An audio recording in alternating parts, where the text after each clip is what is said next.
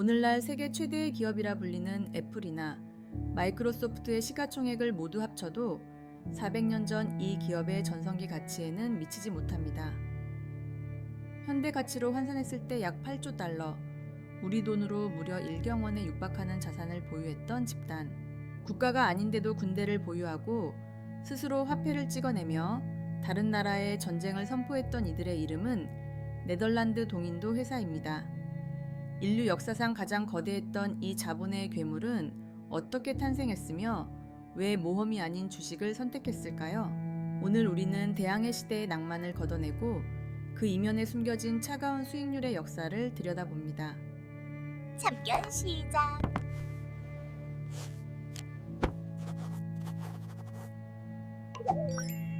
우리가 흔히 대항해 시대라고 하면 거친 파도를 헤치는 용기 있는 탐험가나 미지의 대륙을 발견하는 로망을 떠올리곤 합니다.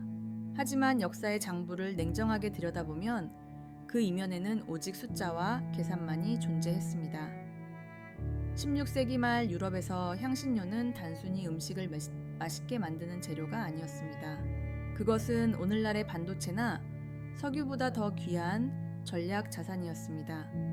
인도나 인도네시아에서 가져온 후추 한 자루가 유럽에 도착하는 순간 그 가치는 수십 배에서 100배까지 치솟았습니다. 후추 한 주머니면 도시의 번듯한 집 한 채를 살 수 있었고 평생을 먹고 살 돈을 한 번에 벌 수 있었죠.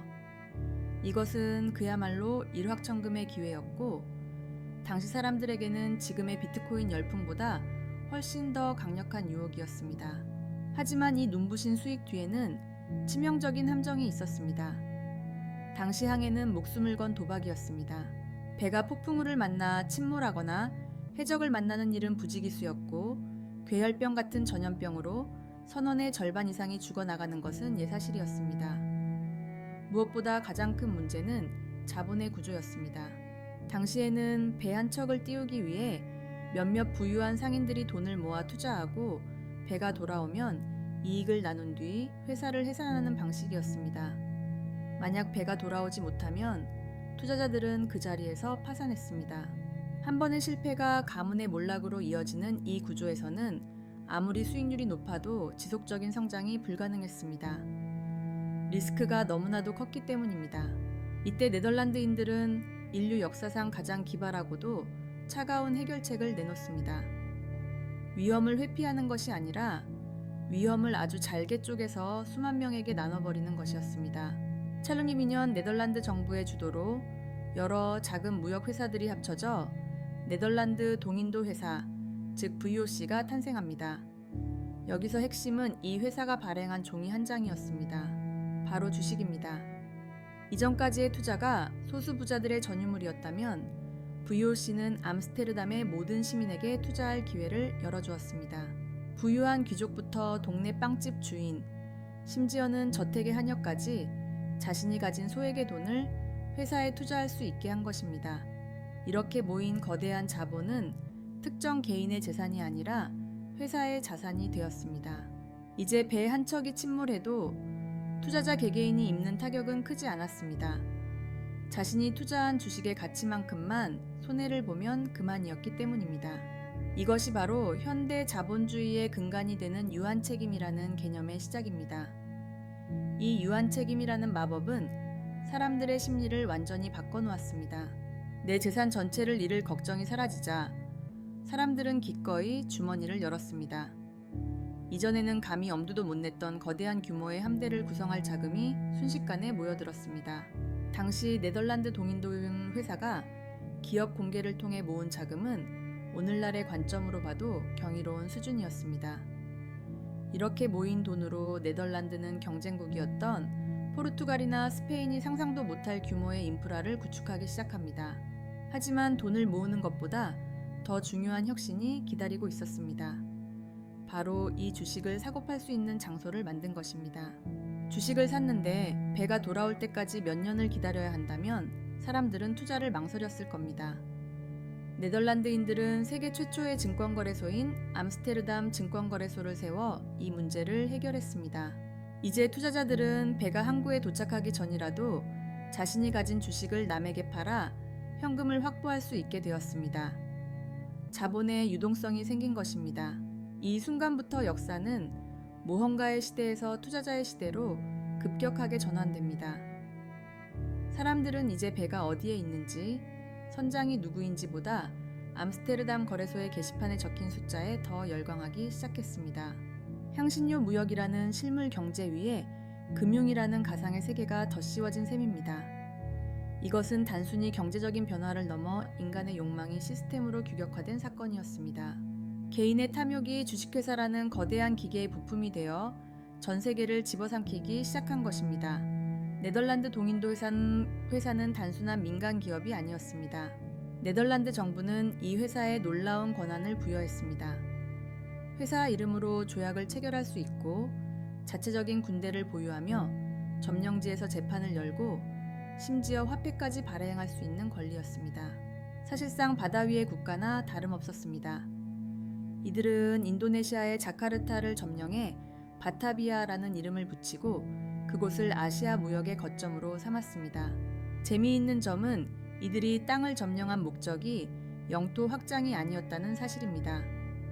그들의 머릿속에는 오직 비용 대비 수익이라는 장부상의 숫자만 들어있었습니다. 땅을 다스리는 것은 비용이 많이 드는 일이었습니다. 그래서 그들은 최소한의 거점만 확보하고 나머지는 철저하게 무역 독점권을 지키는 데 집중했습니다.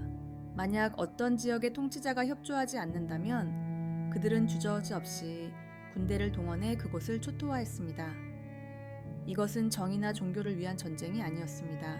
투자자의 배당금을 지키기 위한 철저한 경영 판단이었습니다.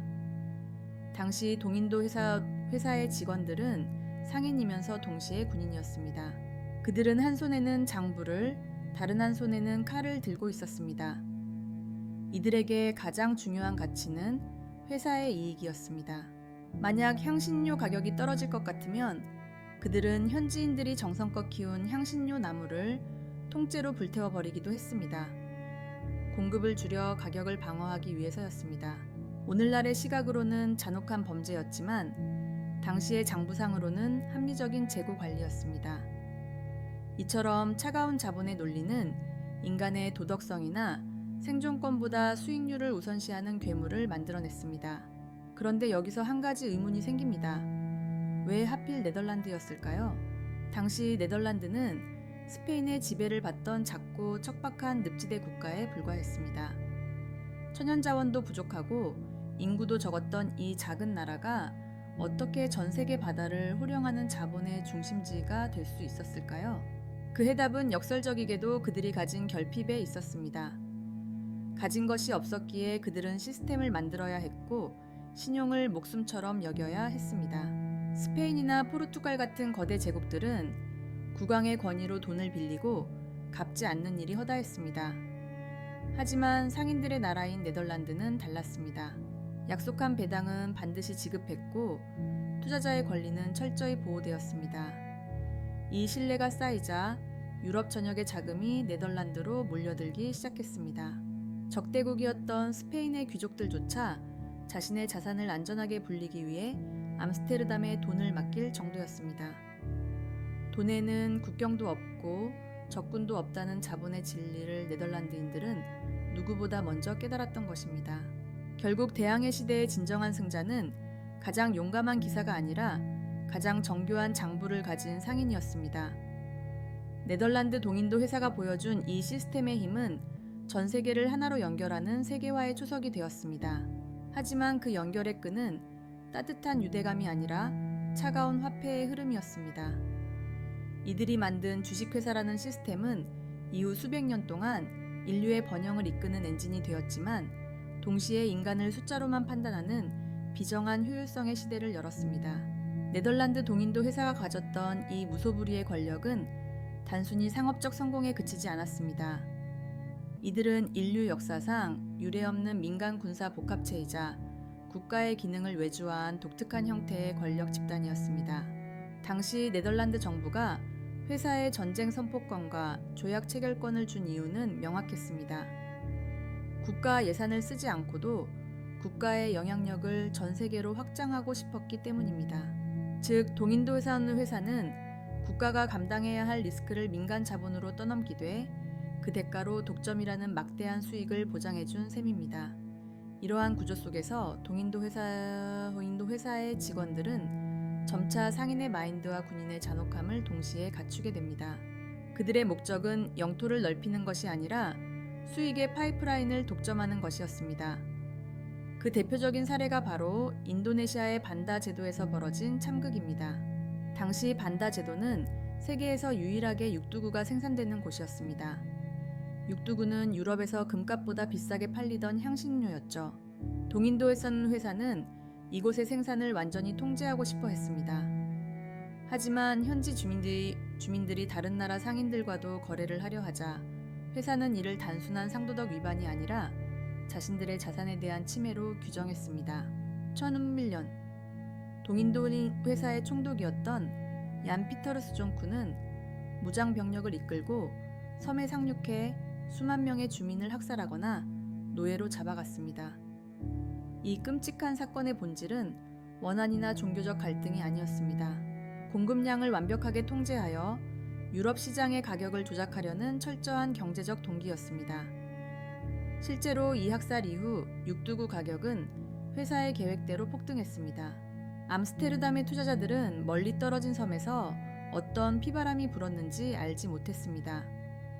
그들이 본 것은 오직 장부에 찍힌 놀라운 수익률과 두둑해진 배당금뿐이었습니다. 이것은 현대 자본주의에서도 자주 발견되는 보이지 않는 외부 효과의 전형적인 모습입니다. 이익은 투자자의 주머니로 들어가고 그 이익을 만드는 과정에서 발생하는 고통과 비용은 현지의 약자들에게 전가되는 시스템입니다. 동인도에 선 회사는 이 비정한 메커니즘을 400년 전에 이미 완성했던 것입니다. 재미있는 점은 동인도 회사가 이렇게 확보한 부를 지키기 위해 단순한 무력만 사용한 것이 아니라는 사실입니다. 그들은 정보의 가치를 누구보다 먼저 깨달았습니다. 당시 바다 건너 아시아에서 어떤 일이 벌어지는지는 오직 동인도 회사의 배가 돌아와야만 알 수 있었습니다. 정보의 비대칭성이 극에 달했던 시대였죠. 회사는 이 정보의 격차를 이용해 시장을 흔들었습니다. 어떤 배가 침몰했다는 소문이 돌면 주가는 폭락했고, 향신료가 가득 실린 배가 입항한다는 소식 들리면 주가는 치솟았습니다. 이때 암스테르담 증권거래소에서는 현대 주식시장에서나 볼 수 있는 고도의 심리전이 펼쳐졌습니다. 사람들은 배가 오기도 전에 수익을 확정 짓고 싶어 했고, 이를 위해 선물 거래나 옵션 같은 복잡한 금융 파생 상품들을 만들어내기 시작했습니다. 특히 흥미로운 것은 공매도의 등장이었습니다. 어떤 투자자들은 회사의 주가가 떨어질 것에 베팅했습니다. 그들은 주식을 빌려서 팔고 나중에 주가가 떨어지면 싼값에 사서 갚는 방식으로 이득을 챙겼습니다. 17세기 초반에 이미 이런 정교한 투기 기법이 존재했다는 사실은 놀랍기까지 합니다. 이는 자본이 실물 경제의 통제를 벗어나 인간의 심리와 정보의 조작만으로 움직이기 시작했음을 의미합니다. 이 과정에서 사람들은 집단적인 광기에 빠져들기도 했습니다. 우리가 잘 아는 튤립 파동 역시 이 시기 네덜란드의 과잉 유동성과 투기 심리가 만들어낸 부산물이었습니다. 동인도 회사의 주식으로 돈을 번 사람들이 더 큰 자극을 찾아 튤립이라는 실물 자산으로 몰려갔던 것이죠. 자본은 늘 더 높은 수익률을 찾아 흐르며 그 과정에서 거품을 만들고 붕괴시키는 속성이 있습니다. 동인도 회사는 그 거대한 자본의 흐름을 만들어낸 최초의 댐이었던 셈입니다. 하지만 이 거대한 괴물에게도 보이지 않는 균열이 생기기 시작했습니다. 아이러니하게도 회사를 무너뜨린 것은 외부의 적이 아니라 내부의 비대칭적인 보상 체계였습니다. 동인도의 회사의 직원들은 목숨을 걸고 아시아로 떠났지만 그들이 받는 월급은 그리 많지 않았습니다. 반면 암스테르담의 주주들은 아무런 위험도 지지 않고 앉아서 막대한 배당을 챙겼죠. 여기서 인센티브의 왜곡이 발생합니다. 직원들은 회사의 이익 대신 자신의 뒷주머니를 채울 방법을 찾기 시작했습니다. 회사의 배에 몰래 개인적인 물건을 실어 나르는 밀무역이 성행했고, 현지 관리들에게 뇌물을 받는 일이 일상이 되었습니다. 나중에는 회사가 적자를 기록하는 와중에도 직원들은 호화로운 생활을 누리는 기현상이 벌어집니다. 이를 감시해야 할 본사는 너무 멀리 떨어져 있었고 복잡해진 조직은 관료주의에 물들어 효율성을 잃어갔습니다. 이것은 현대 기업들이 겪는 대리인 문제의 시초라고 볼 수 있습니다. 주인의 이익과 경영자의 이익이 일치하지 않을 때 시스템은 내부에서부터 썩어 들어가기 시작합니다. 한때 효율의 극치였던 주식회사 시스템이 거대한 관료 조직으로 변하면서 스스로를 갉아먹게 된 것입니다. 더군다나 경쟁자들의 추격도 매서웠습니다. 영국의 동인도 회사가 네덜란드의 성공 모델을 벤치마킹하여 무섭게 성장하기 시작했습니다. 네덜란드가 향신료라는 단기적인 고수익 상품에 집착하는 동안 영국은 면직물 같은 대중적인 소비자의 시장을 공략하며 장기적인 체력을 길렀습니다. 시장의 흐름을 읽는 눈이 흐려진 동인도 회사는 점점 경쟁력을 잃어갔고 유지 비용은 기하급수적으로 늘어났습니다. 결국 한 시대를 풍미했던 이 자본의 제국은 18세기 말 막대한 부채를 남긴 채 국유화되며 역사 속으로 사라집니다.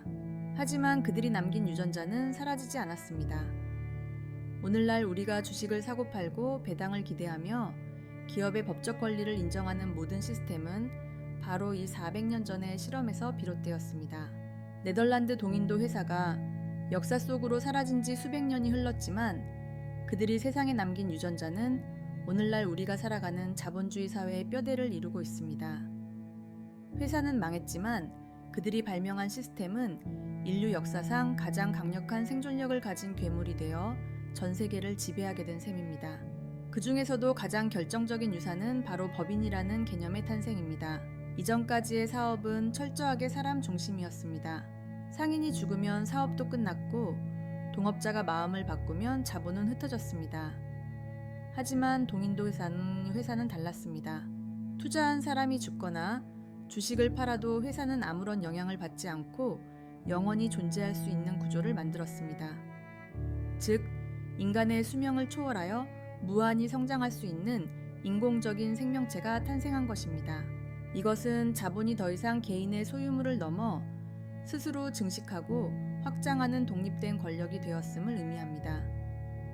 오늘날 우리가 거대 글로벌 기업들의 이름을 뉴스에서 매일 접하는 것도 그 기업들이 창업자가 세상을 떠난 뒤에도 여전히 막강한 영향력을 발휘하는 것도 모두 400년 전 네덜란드인들이 설계한 이 영속적인 자본의 구조 덕분입니다. 그들은 개별 인간은 약하고 변덕스럽지만 시스템화된 자본은 그 어떤 권력보다 견고하다는 사실을 꿰뚫어 보았습니다. 또한 동인도 회사는 자본이 어떻게 국가의 경계를 허물고 전 세계를 하나의 시장으로 묶을 수 있는지를 보여준 첫 번째 사례였습니다. 암스테르담의 한 가정주부가 저축한 돈이 인도네시아의 향신료 농장을 일구는 데 쓰이고 그 농장에서 나온 이익이 다시 유럽의 증권거래소를 움직이는 이 거대한 순환고리는 오늘날 우리가 말하는 세계화의 시초였습니다. 이 과정에서 중요한 것은 개인의 도덕성이나 가치관이 아니라 오직 자본의 효율성이었습니다. 돈은 가장 높은 수익을 낼 수 있는 곳으로 흐르고 그 흐름을 막는 모든 장애물은 효율이라는 이름 아래 제거되었습니다. 흥미로운 대목은 지금부터입니다. 동인도 회사가 보여준 이 효율성의 극치는 필연적으로 인간의 소외를 불러왔습니다.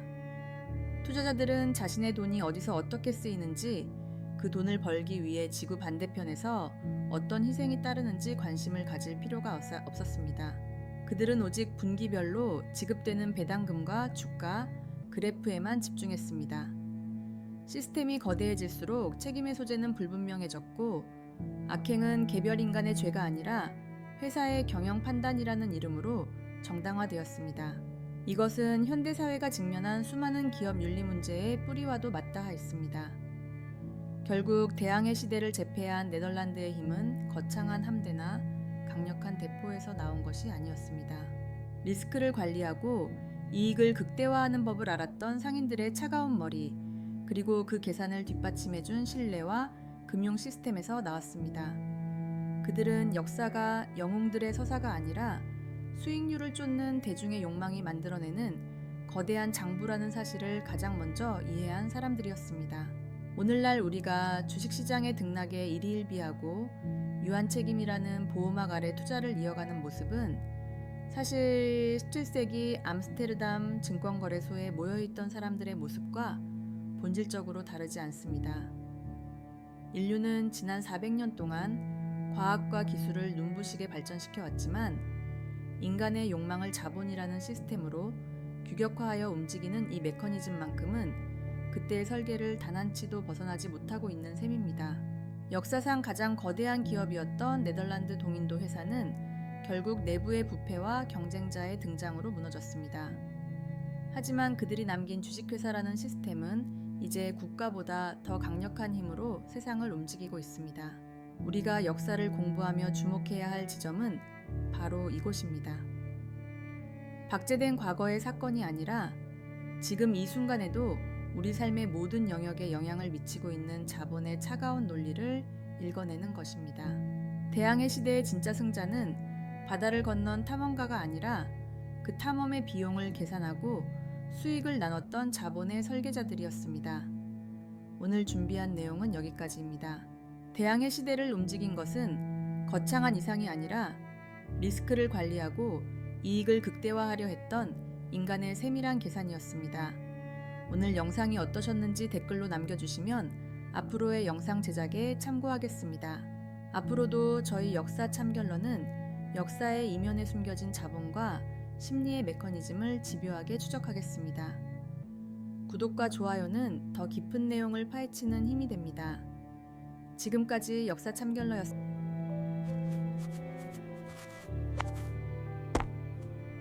구독, 좋아요 꽉 눌러주세요.